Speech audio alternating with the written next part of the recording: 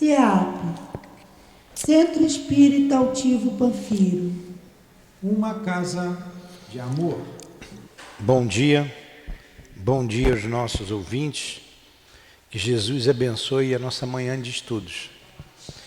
Vamos ler o Evangelho, capítulo 17, Sede Perfeitos, parábola do semeador, item 5.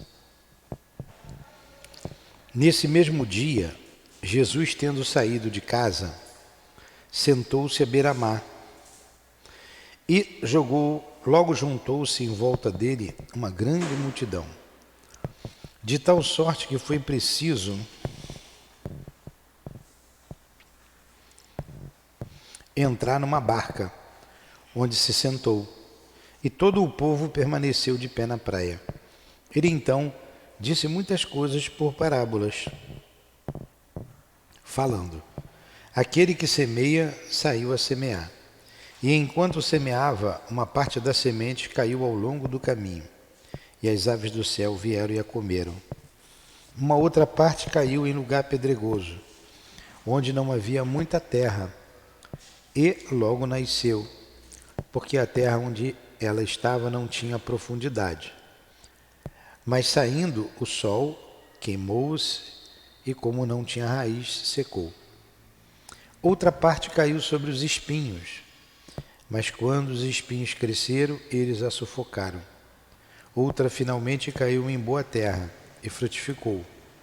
Alguns grãos produziram 100 por um, outros 60, outros 30. Ouça aqueles que têm ouvido para ouvir. Está em Mateus. Ouvi, pois, vós outros a parábola do semeador. Todo aquele que ouve a palavra do reino e não lhe dá atenção, vem o espírito maligno e tira o que foi semeado em seu coração. Esse é o que recebeu a semente ao longo do caminho. O que recebeu a semente no meio das pedras é o que ouve a palavra e na mesma hora a recebe com gosto. Porém ele não tem em si raiz. Antes é de pouca duração. E quando lhe sobrevém tribulação e perseguição por causa da palavra, logo se escandaliza. O que recebeu a semente entre os espinhos é aquele que ouve a palavra, mas em seguida os cuidados deste mundo e a ilusão das riquezas sufocam nele a palavra e ela se torna infrutífera. Aquele, porém, que recebeu a semente em boa terra é o que escuta a palavra e que lhe presta atenção, e ela frutifica e rende 100, 60 ou 30 por um. Mateus 13, 18, 23. Jesus. Entendemos que a parábola do semeador é aquela que faz com que entendamos o Evangelho quando ouvimos o teu Evangelho, e a terra do nosso coração, a nossa alma, deve estar preparada. Nós te agradecemos mais uma vez o profundo ensinamento e rogamos que fiquemos, com a ajuda dos nossos benfeitores, sempre atentos à vida, para que a palavra produza bons frutos na terra do nosso coração. Ajuda-nos hoje, quando estudaremos a mediunidade, enquanto a mediunidade é praticada em terra seca, ou quantos é terra aonde os pássaros do céu comem, porque não têm o interesse em trabalhar contigo, Senhor. Nós outros que estamos ouvindo hoje, saibamos aproveitá-la.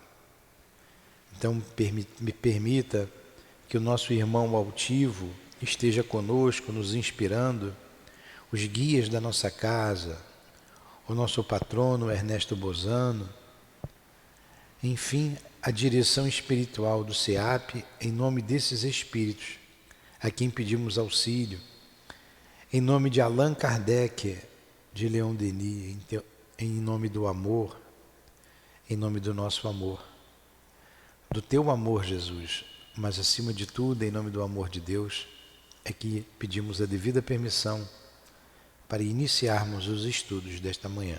Que assim seja.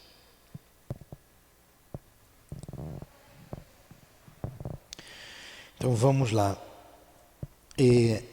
A gente vê que a parábola do semeador, ele está falando do Evangelho.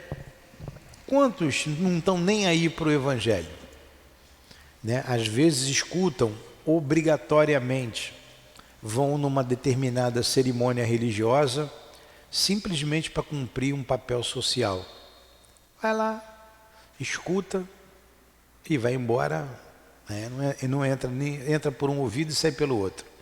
Né? São esses o pássaro do céu. Quantos vão, escuta, acha até interessante, mas não quer se envolver no momento do testemunho, das dificuldades da vida, vai embora. Quantos desses também vão aos grupos religiosos, vêm aqui, acha até interessante e vão embora. Outros vêm, escutam, acham interessante, começam a trabalhar, se envolve mas os chamamentos do mundo, a sociedade, né, os interesses materiais falam mais alto e acaba deixando. Né, são os espinheiros, a palavra que cai nos espinheiros, a anterior em terra que não tem profundidade, e a primeira, aqueles que o pássaro do céu come. Finalmente, aqueles que ela vai frutificando, esses que perseveram, que entendem, colocam em prática tudo aquilo que aprenderam. Por favor, só ajeita aquela cadeira ali para mim. A gente olha, vê uma cadeira torta, né? Incomoda. E está bem torta essa, né? Então a gente vai trabalhando, estudando, aprendendo e praticando, colocando em prática, em casa, no centro espírita ou na igreja, seja lá onde a pessoa esteja, na sociedade, no trabalho, enfim. Nós paramos no item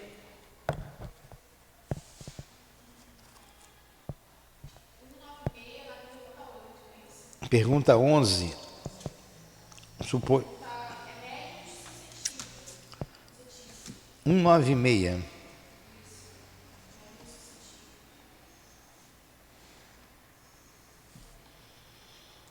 Deixa eu achar aqui.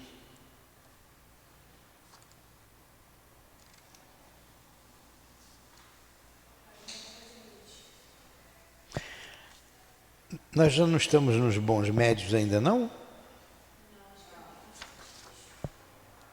Médios imperfeitos que a gente está estudando ainda aqui?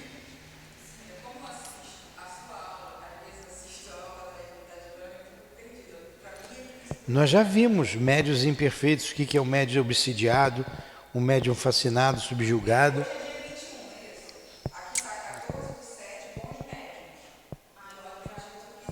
São os bons médiums. É a 197. Embora a gente também tenha já falado dos bons médios. Porque nós falamos dos médiuns sérios, dos modestos. Vamos lá, vamos para os bons médios. 197. Porque eu tenho certeza que a gente falou bem o que é o médium invejoso, não lembra? Falamos na aula passada. Então vamos lá, bons médiuns. Médiuns sérios. É o item 197. Aquele que só servem de suas faculdades para o bem e para coisas verdadeiramente úteis, julgariam profaná-la caso a fizessem servir à satisfação dos curiosos e dos indiferentes, ou para futilidades. Então esse é um médium sério. É um trabalho sério, o nome já está dizendo. Não vai usar para fim útil. Para um exemplo que eu sempre dou aqui, que eu vi o altivo, foi a pessoa perguntar se ela estava grávida, se era menino ou menino. Quer dizer, foi fazer do médium um adivinho. Né? O médium tem que ter cuidado com isso, para não cair nessas armadilhas. É igual aquela armadilha que foi preparada para Jesus. Essa moça que perguntou, teve má intenção? Não, não teve má intenção. Ignorante. Fez essa pergunta. Mas o médium tem que estar atento para ele não cair nessa armadilha, assim, vai descer. Com Jesus aconteceu mesmo. Várias vezes tentaram testar Jesus. Várias vezes.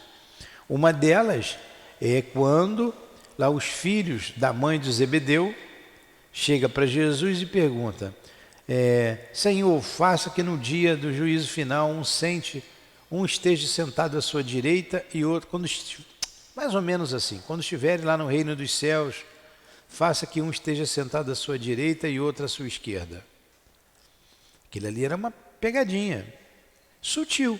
A mulher queria, a mãe queria o melhor para os seus filhos. Ela não quis enganar Jesus. Aí Jesus diz, né? Isso não cabe a mim. Isso não cabe a mim. Isso cabe ao Pai que está no céu. Isso cabe a Deus, não é a mim. Então foi uma armadilha. Senão ele estava se fazendo como um Deus. Aí que hoje mesmo não tinha como dizer que Jesus não era Deus. Aquilo foi uma armadilha que jogaria todo o evangelho por água abaixo. Pô, se cabe a Jesus colocar um à direita, outro à esquerda, então ele decide tudo. E ele não disse isso. O tempo todo ele se coloca numa posição de subordinação. Fala, Úrsula. Vou fazer uma pergunta. É lícito? Não é lícito? É permitido, por exemplo, você está passando por uma pessoa que você não conhece na rua. Tá? E você vê que a pessoa está numa situação de desespero. Por exemplo, eu estou perguntando isso porque teve uma vez que eu estava passando, já tinha começado aqui, não estava fazendo trabalho de médium nem nada. A menina estava chorando copiosamente com o telefone toda tremendo. Eu passei por ela. Assim que eu passei, dentro de mim falou assim: volta e vai falar com ela. Aí eu conversando comigo mesma, caramba, mas o que eu vou fazer? E aquilo dentro de mim, volta e vai falar com ela. Aí eu voltei, e ela chorando, não sei qual era o problema. Eu sei que eu cheguei, coloquei a mão nela e perguntei: você está precisando de alguma coisa? Posso te ajudar? Aí ela olhou para mim assim: não, está tudo bem, falando com a pessoa do outro lado. Eu falei: você tem certeza? Você não quer que eu faça alguma coisa? Não posso ser útil? Mas aí eu vi que aquele choro que ela estava, desesperado, deu uma amenizada. A pergunta que eu vou fazer é essa agora. Nesse momento que eu parei para escutar o que estava dentro de mim, que eu acredito que deva ter sido alguma inspiração, alguma comunicação que eu deva ter tido, né? Voltei para falar com ela, não fiz nada. Mas a minha intenção em querer ajudar, eu estou fazendo um trabalho de auxílio mesmo, né? De acalentar a pessoa, deixar a pessoa mais tranquila. Doei alguma coisa, mesmo sem saber, para ela. Tive alguma utilidade nesse sentido claro de doação? Claro que sim, não tem problema nenhum. Você ajudou uma pessoa. Imagine se ela tivesse escorregado e caído. Você não ia estender a mão para levantar? Se ela tivesse caído fisicamente. Naquele momento ela estava caída moralmente, espiritualmente. Você esticou a mão. Você não vai dar mensagem mediúnica ali. Mas você, posso ser útil, posso te ajudar? Eu achei interessante porque eu passei direto. Eu estava de bicicleta, eu passei direto. E assim que eu passei, veio aquilo: volta e vai lá. Eu não pensei nisso. Veio uma coisa assim, que a gente acredito que tenha sido uma inspiração de chegar e ser solidária a ela. Porque eu poderia ter ido embora direto. Mas quando eu fui embora, ficou aquilo dentro de mim: volta, vai lá falar com ela. Aí eu fui, ela estava meio trêmula assim, eu percebi que ela... Sabe, quando a pessoa dá aquela tranquilidade, aquela respiração assim, não fiz nada. Não tem só fui nenhum. lá, não tem problema nenhum, né? Não, a gente deve mesmo ser útil ao nosso próximo, né? Quando um espinho espeta o nosso pé, a gente quer que alguém tire. É o que a gente deve fazer. Não tem problema não. Então vamos lá. Então o médium sério, o médium modesto. O médium modesto é o contrário daquele que é vaidoso. O modesto não se envaidece. Está lá no homem de bem, né? Não se envaidece de nada. Então, o médium modesto, os que compreendem que o verdadeiro médium tem uma missão a cumprir e deve, quando necessário, sacrificar seus gostos, seus hábitos. Ou não, eu estou lendo o outro. Médium modesto, desculpem. Os que não se atribuem mérito algum pelas comunicações que recebem. É o contrário do vaidoso. Por mais belas que sejam, consideram-nas como estranhas e não se julgam resguardados das mistificações. Longe de evitar as opiniões desinteressadas, eles as solicitam. Então, como é que foi? A gente pergunta como é que foi essa mensagem, o que você achou dessa mensagem? O tio várias vezes me perguntava, né? O que você achou do estudo, como é que foi? Não tinha vaidade nenhuma nele. Às vezes eu também pergunto. Às vezes, e só hoje que eu entendo isso nele, né? Nem na época eu entendia, não tinha amadurecimento ainda para entender certas coisas. E às vezes eu dou uma aula, eu estou muito cansado, e eu acho que a aula não fluiu. Eu falei, poxa, não fui bem. Como é que foi a aula? Vocês gostaram da aula? Não é que eu queira o elogio, eu quero ter um termômetro.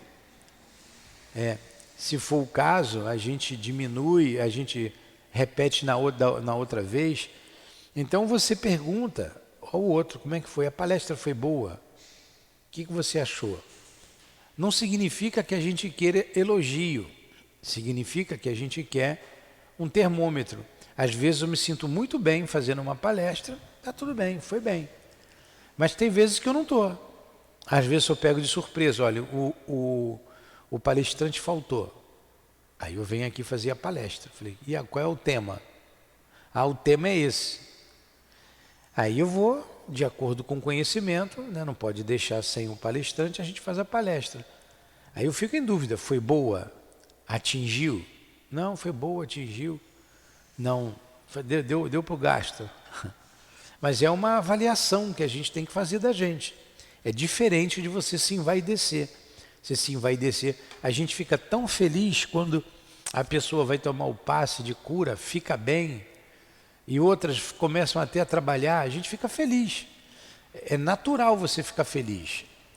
E você sabe que foram os espíritos que fizeram aquilo, mas você participou do trabalho. Então você tem que ter uma autocrítica, tanto para as coisas ruins quanto para as coisas boas também. Por que eu não ficaria feliz em ver alguém feliz? Em que o passe ajudou, em que nós fomos o instrumento dos espíritos, instrumentos do Senhor, porque quantas vezes a gente foi instrumento do mal e prejudicou? Então, é uma satisfação natural, é diferente de se envaidecer. Esse é o médium modesto. E o médium devotado, devotação, significa o quê? Dedicação, dedicado. Esse sim, compreende que o verdadeiro médium tem uma missão a cumprir e deve, quando necessário, sacrificar seus gostos, seus hábitos, seus prazeres, seu tempo, até seus interesses materiais, pelo bem dos outros. E não tem jeito, né? Aqui na casa você tem que ser devotado, senão não vai. Então, quantas vezes você sacrifica tudo isso? Lazer. Médium seguro. Os que, além da facilidade de execução, merecem a maior confiança pelo seu próprio caráter, pela natureza elevada dos espíritos que o assistem e que menos expostos estão a serem enganados. Veremos mais tarde que esta segurança, de maneira alguma, depende dos nomes mais ou menos respeitáveis que os espíritos usam. Então, o médium seguro é aquele que tem conhecimento. O que vem trazer a segurança é a experiência. O que traz a experiência é o estudo. Então, ele tem a faculdade, ele sabe que ele é assessorado pelos bons espíritos. E você se sente também segura quando você vai, ou seguro, quando você vai conversar com um médium desse. Então estão aí essas qualidades, né? Os médiuns, dos bons médiuns, os sérios, modestos, devotados, seguros, que faz parte, é um conjunto de qualidade que o médium tem que ter. O bom médium tem que ter essas 4 qualidades. Né? O invejoso, né? O médium imperfeito, se ele tem inveja, ele já acaba com a mediunidade dele. Nós vimos semana passada. Então, só para a gente repassar, eu estou com inveja da Luciana, porque ela escreve e eu não escrevo. Então, a gente tem que ter cuidado com isso. Eu vejo ali, a gente vai treinando os médiuns, aí a gente faz, ó, você não tem aptidão para isso. Você não tem. Aí o médium insiste. Diz, olha, você não tem. Não faça mais porque você não tem aptidão para isso. Aí o médium, tem um outro médium que tem a aptidão e o médium fica aborrecido. Tem inveja do outro. Fica aborrecido. Orgulho. Dá notícia de desencarnado. Não é qualquer um que dá. A psicografia não é a aptidão do médium. O que aquele médium fez para ter isso, eu não sei. Mas ele tem e eu não tenho.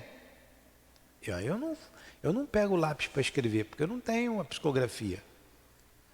Eu sei a teoria, eu analiso ali as mensagens, dá para dizer, você dá para isso, você não dá. Então ele não pode ter inveja do outro ou ficar aborrecido porque eu não entreguei a mensagem do outro. Porque isso acontece. No outro dia eu peguei a mensagem de uma mensagem para uma certa pessoa e li antes. Eu disse, ó, tem algo que não está batendo. Isso aqui não está correto.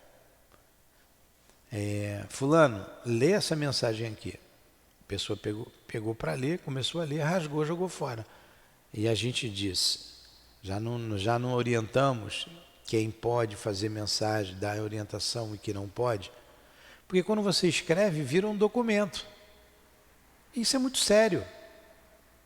Você denigre a imagem da casa, a confiança da casa, porque você quer fazer algo que você não pode fazer. Né? Então você tem um médium, aí ele fica com inveja porque o outro tem a faculdade e ele não tem. O egoísta, né? Tudo isso daqui é em função do egoísmo, né? A má fé, o ambicioso, o mercenário, médiuns suscetíveis. Isso aqui é muito comum. Você fala uma coisa, o médium não gosta, ele fica com um aborrecido. Muita suscetibilidade. Aí vem o orgulhoso, o presunçoso, indiferente, fascinado, subjugado, leviano, obsidiado. Enfim, um médium obsidiado nunca é um bom médium, né? E essa obsessão vai tendo graus, né? Obsessão simples, obsessão de subjugação, fascinação. E vocês vejam o que o espírito faz com o médium. O fascinado, ele pode escrever que a Terra é quadrada. E você diz para ele, mas a Terra é redonda. A Terra é quadrada. Então ele escreve coisas absurdas e acredita que aquilo está correto. Eu não estou exagerando não, a Terra é quadrada. E se você insistir que a Terra é redonda para ele, ele vira as costas e vai embora. Ele não quer ouvir. Porque eu já vi muita coisa de médium fascinado. Muita bobagem. Aí quem assina? Maria Santíssima, Mãe de Jesus. Então Maria está dizendo que a Terra é quadrada, porque lá na colônia dela tudo é plano. E ele entra naquela ali, na fascinação, é assim. Aí ele vai analisando, realmente lá tudo é plano, então a Terra tem que ser quadrada. Aí o que você vai fazer? Pode fazer nada, ele não quer mudar. Em contrapartida, a gente tem aqui os bons médios. Aí continua aqui o espírito Erasto, trazendo essa nota.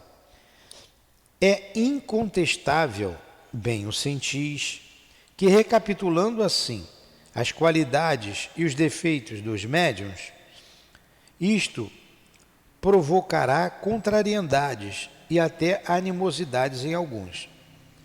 Mas o que importa? Olha, ele está certíssimo. Certíssimo. Realmente, em alguns causa contrariedade e gera animosidade. Tem uma pessoa que não ficou zangada comigo porque ela gosta muito de mim, senão ia ficar aborrecida. Porque mais de uma vez eu já disse, não é para fazer assim. Não é para fazer assim. E o médio suscetível, que essa aqui é médio suscetível, ele fica aborrecido. Mas o que importa? O que importa? No nosso treinamento, era só para treinar, mas pegaram ali as mensagens que tinha gente pedindo a notícia de desencarnado, e a gente foi ler. Eu peguei uma mensagem, eu falei, isso aqui está errado. Como eu sabia para quem era, eu chamei a pessoa e disse assim, olha só, a gente só está treinando, eu estou treinando aqui o médium, o que você acha dessa mensagem? Isso aqui é do seu pai, o que você acha? Ele leu assim, Newton, acho que botaram o grampeado, tem um papel aqui em cima com o nome, botaram trocado. A pessoa foi até bem gentil. Não é do meu pai não, essa aqui está trocado, ó. Como isso aqui está meio solto, deve ter trocado. Eu falei, deve ter sido sim. Eu vou encontrar lá a correta. Ó, não tem nada aqui, não tem nada a ver. Eu falei, tá legal. Tinha umas 200 mensagens ali. Nós queimamos todas elas. Tinha mensagem boa, correta? Tinha. Tinha mensagem errada, eu achei uma, podia ter mais. Foi melhor queimar todas as outras. E quem quiser, volta de novo para pedir.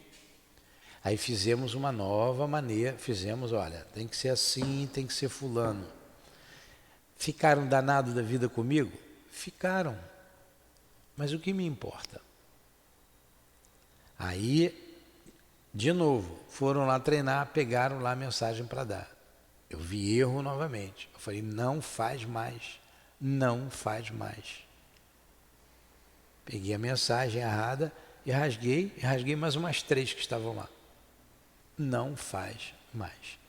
Não vamos dar notícia tão cedo. Quanto você puder, e tem um médium que pode dar, você faz. Os outros não estão preparados. Não estão. E isso é para os outros ficarem com inveja porque um pode e o outro não pode? Não, é faculdade, é aptidão. Eu não vejo os espíritos, eu nunca vi espírito na minha vida. Olha, eu nunca vi espírito na minha vida. Nenhuma manifestação, nunca vi nem correndo. Tem gente que vê vulto, eu nem isso vi. É muito duro, né? Nem vulto, nem quando eu olho uma cortina mexendo, eu sei que o ventilador está ligado. Não, nada. Nem efeito físico na minha casa nunca aconteceu. Nunca. Agora eu vou ficar com ciúme porque você vê? Não, se você puder me ajudar, se eu tiver num trabalho e você tem a faculdade para me ajudar, vamos lá.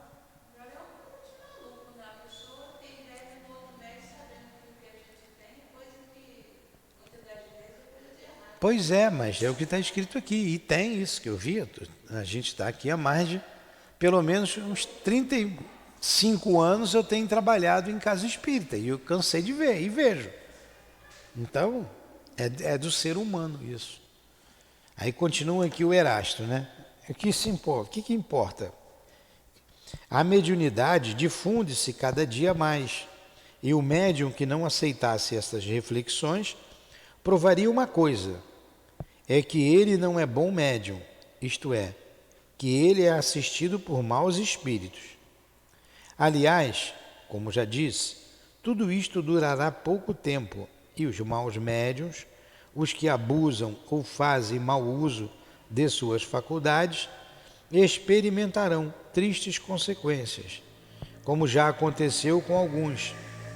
Eles aprenderão por si mesmos o quanto custa reverter em proveito de suas paixões terrestres um dom que Deus lhes havia concedido unicamente para o adiantamento moral deles. Se não puderdes conduzi-las ao bom caminho, lamentai-os, porquanto posso dizê-los, eles são reprovados por Deus. Erasto. Bem lógico, né? Bem objetivo. Se ele não quer aceitar o conselho, a orientação, ele está mostrando que ele é um mau médium. Ele está sendo assessorado por um espírito mau. E um médium obsidiado nunca é um bom médium. Nunca é um bom médium. Tem uma outra orientação aqui de Sócrates, olha como isso é importante. E Sócrates diz o seguinte: este quadro é de uma grande importância, não apenas para os médiuns sinceros, que procurarão de boa fé, lendo-o, preservar-se dos perigos a que estão expostos, mas também para todos aqueles que se servem de médiuns, porque ele dará a medida do que eles podem racionalmente esperar. Ele deverá estar constantemente sob as vistas de todo aquele que se ocupa com manifestações, assim como a escala espírita, de que é o complemento. Tem que ter a escala espírita na cabeça. As ordens, as 3 ordens e as 10 classes, que correspondem aos espíritos, ele é classificado ali. Então, um é o complemento do outro. Esses 2 quadros resumem todos os princípios da doutrina e contribuirão mais do que imaginais para reconduzir o espiritismo ao seu verdadeiro caminho. Sócrates, que lucidez, conciso e objetivo. Então, isso aqui, essa classificação aqui, esse quadro é importante para a gente e para quem vai consultar o médium. Aí você vai ali consultar ali na esquina e ela cobra para você, olha, tudo bem, é R$100 a consulta. Tem consulta de 1.000, tem consulta em dólar. Veio uma moça aqui, extremamente perturbada, estava com uma arma na bolsa porque ela resolveu descer aqui porque ia dar um tiro na cabeça. E ela contou, eu cobrava e sempre cobrei em dólar. Só que perdeu tudo, ficou desesperada. E não sabia mais o que fazer. Então, se você vai ali no médium, o médium cobra, o médium vai me cobrar. Ele está classificado aqui no quadro. Médium mercenário, está aqui, ó. Por isso que a gente tem que ter aqui na cabeça. Os que exploram suas faculdades. E o médium mercenário está no quadro do médium imperfeito. Eu fui ali. Ele mandou eu fazer um monte de coisa, arriar um monte de trabalho, além de não, eu fiz tudo e não resolveu o meu problema. Ele mandou eu voltar lá. Não é comum isso? Voltar uma vez, 2 vezes? É um médium obsidiado. Está aqui, ó. Os que não podem livrar-se dos espíritos inoportunos e enganadores, mas não se enganam. Eles não se enganam, mas eles enganam. Os espíritos enganam as pessoas. Então a gente tem que saber. Eu vou ali no fulano, boa médium, mas é orgulhoso. Se acha. Ora, ser orgulhoso não é um bom médium. Fui ali naquele trabalho lá, fui lá na casa do Chico, conversei com o Chico. Poxa, de madrugada ele estava lá atendendo todo mundo, eu nunca vi tanta paciência, devotado. Mas ele falou comigo com tanto amor, com tanta seriedade. Médium sério, amoroso, devotado, modesto, simples, que ele sempre foi simples, e seguro. E a gente de tudo quanto é lugar do mundo, não é só do Brasil não, do Brasil era aqueles ônibus indo para lá para falar com o Chico. Por quê? Porque ele passava segurança, passava simplicidade, né? Quantas coisas ele deixou de fazer no mundo que ele poderia fazer para atender as pessoas, para aliviar a dor alheia. Entenderam? Alguma pergunta? Não. 198. É muito bom a gente saber disso, não é? Isso é tudo tão claro, tão óbvio, mas as pessoas não sabem, porque não leem. Aí quer ser médium. Quer ser médium. Eu lembro de uma pessoa que parece mentira, mas a cabeça de gente é assim mesmo. Ela queria porque queria dar consulta, ser médium para dar consulta. E ela ia no terreiro, ela foi procurar a gente no centro espírita. Mas ela ia lá no terreiro e a mãe de santo não colocava ela para dar consulta, porque ela queria dar consulta. Ela, por que eu não posso dar consulta? Eu já boto a roupa lá. Porque não pode, não tem que. Não é médium para dar consulta. Ela queria. E se ela forçar a barra, não vai ser uma boa médium. Vai acabar enganando. Se enganando, enganando. 198. Todas estas variedades de médiuns apresentam graus infinitos na sua intensidade. Há várias que constituem, propriamente falando, apenas nuances, mas que não deixam de ser o resultado de aptidões especiais. Compreende-se que deva ser bastante raro que a faculdade de um médium seja rigorosamente circunscrita num único gênero. O mesmo médium pode, sem dúvida, ter várias aptidões, mas há sempre uma que domina, e é esta que ele deve procurar cultivar, se ela for útil. Constitui um erro grave querer forçar a si mesmo o desenvolvimento de uma faculdade que não possua. É preciso cultivar todas as que se reconhece possuir no germe em si. Mas perseguir as outras, é primeiramente perder seu tempo. E em segundo lugar, perder talvez, enfraquecer com certeza, as de que seja dotado. O que ele está dizendo aqui? O médium pode ter várias faculdades, mas ele tem que ver aquela que ele tem mais aptidão e para que ele veio. Então vamos pegar o nosso querido irmão Chico, né? Carinhosamente a gente chama de Chico. Ele tinha várias faculdades, inclusive de materialização de espíritos. E ele começou materializando lá com Peixotinho. E é um desgaste fluídico muito grande. E os espíritos disseram para ele: você não veio para isso, você veio para escrever, para psicografar. Você ficar aí na materialização, você não vai fazer o que você tinha que fazer. Você não vai ter força para isso. Ele deixou a materialização e foi psicografar. Era o objetivo dele. É a missão que ele veio para isso. Agora, ele via os espíritos? Ele via, ele ouvia. Ele usou tudo isso para psicografia. Atendia as pessoas sempre que podia, estava atendendo, estava no atendimento. Mas o objetivo era esse. Agora, se você não tem a faculdade, você vai forçar a barra, você vai perder seu tempo. A vidência, está aqui nós vimos aqui, é a única faculdade que você desenvolve. Se você quiser treinar, mas ele aconselha, é melhor que isso, que deixe isso acontecer naturalmente. Se ela tiver que vir, virá. Então, para que eu vou ficar forçando a barra? Vamos tocar. Allan Kardec, ele não tinha nenhuma faculdade ostensiva. Tinha intuição, claro, mas ele não via os espíritos. A gente vê ali quando ele fala da vidência, ele vai num anfiteatro, ele vai num teatro, o médium vidente que vê e vai passando para ele. Ele quer conversar com o espírito, ele vai no médium, psicógrafo, aí conversa com o espírito. Ele não tinha. A mesma coisa aqui.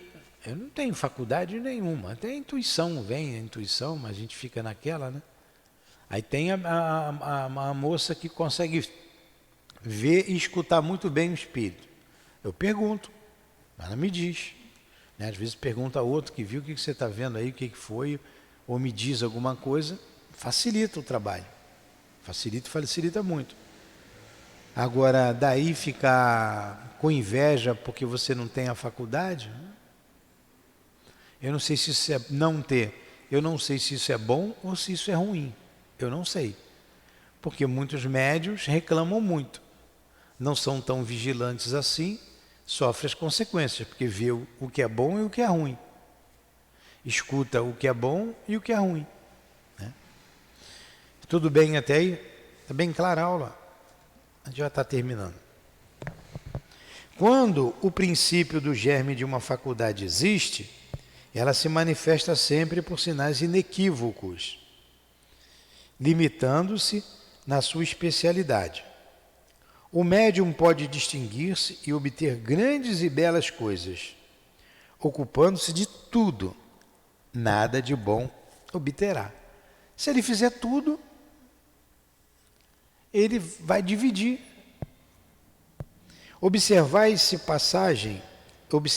passagem que o desejo de ampliar indefinidamente o círculo de suas faculdades constitui uma pretensão orgulhosa que os espíritos nunca deixam impune, e os bons abandonam sempre o presunçoso, que se torna assim o joguete dos espíritos mentirosos.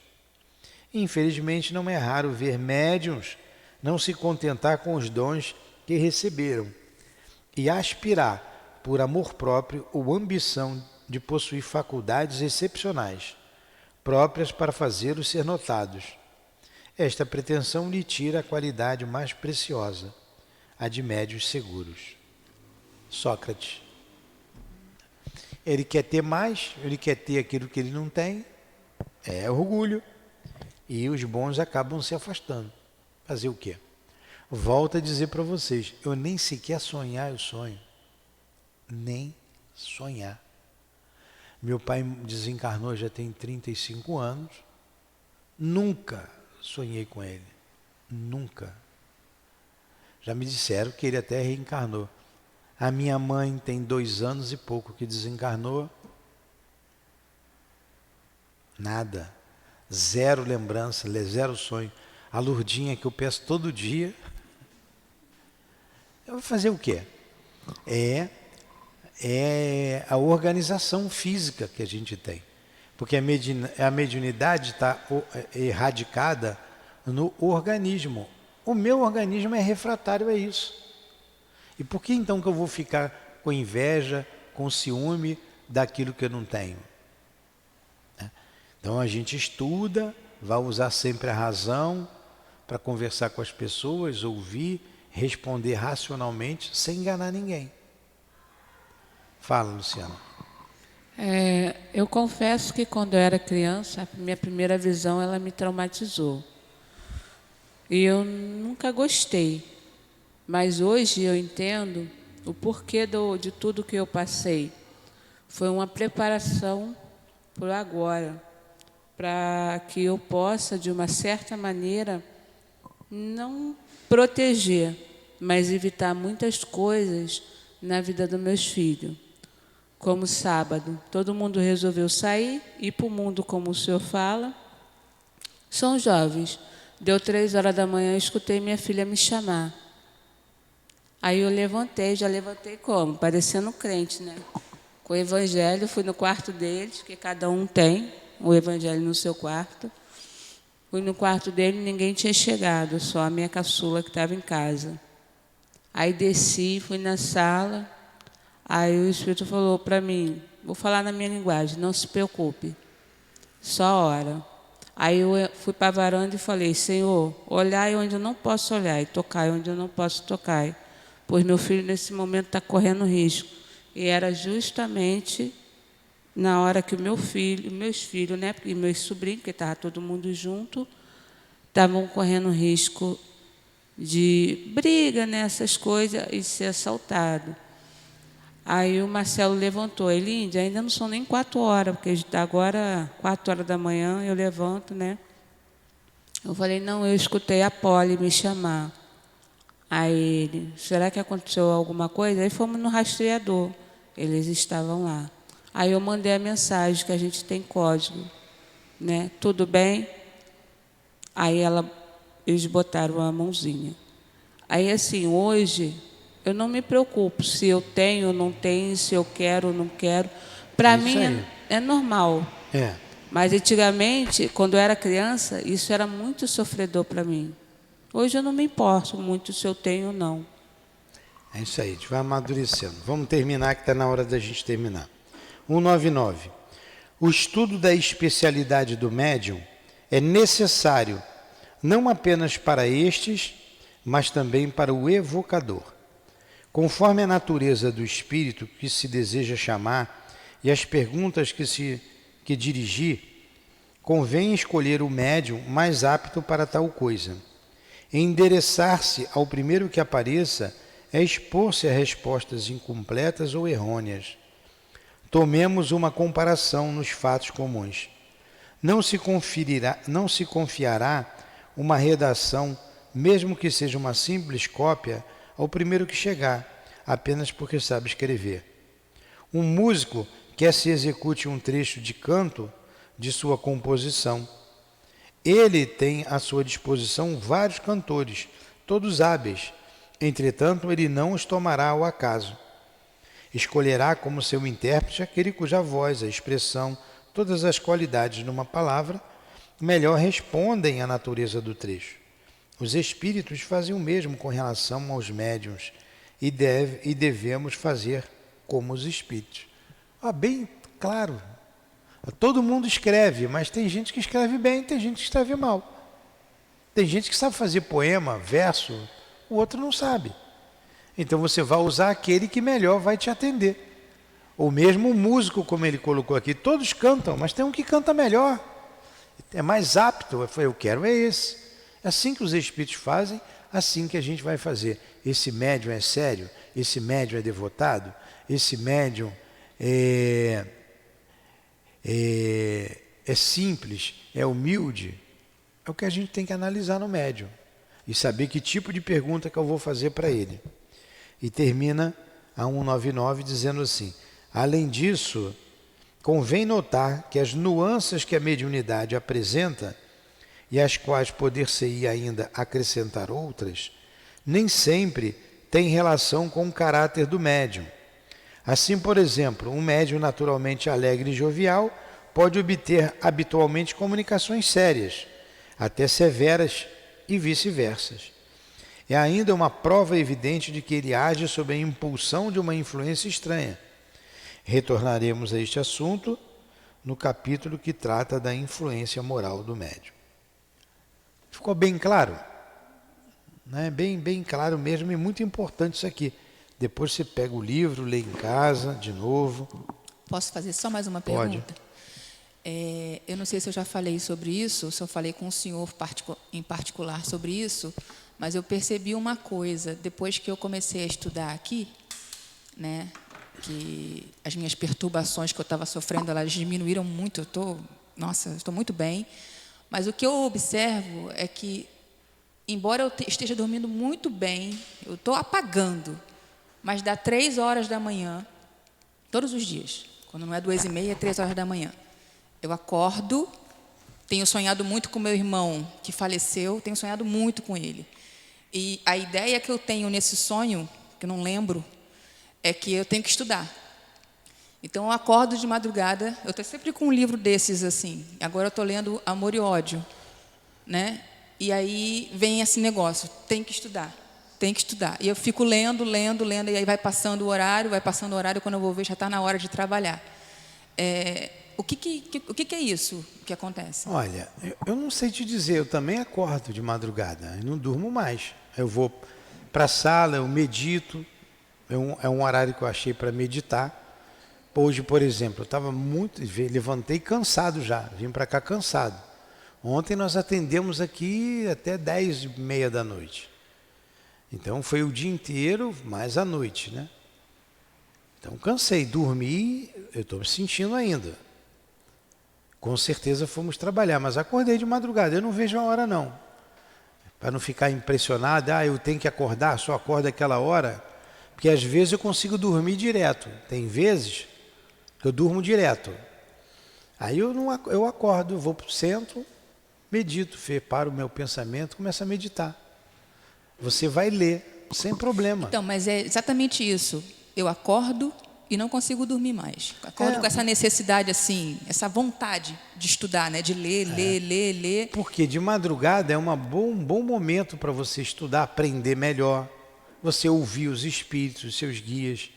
Porque teu corpo ficou saciado, né, do descanso, atendeu. Por isso. Às vezes também, eu não sei te dizer. Eu não sei, eu não tenho uma explicação para isso. Eu sei que às vezes, normalmente, todo dia eu acordo. Só quando eu estou muito cansado, o sono é reparador, dou uma acordadinha, vai ao banheiro, o velho tem que ir ao banheiro mesmo, volta, eu consigo dormir. Eu vou relaxando, eu vou fazendo um trabalho mental de relaxamento, eu acabo dormindo. E eu faço isso, aí eu durmo de novo.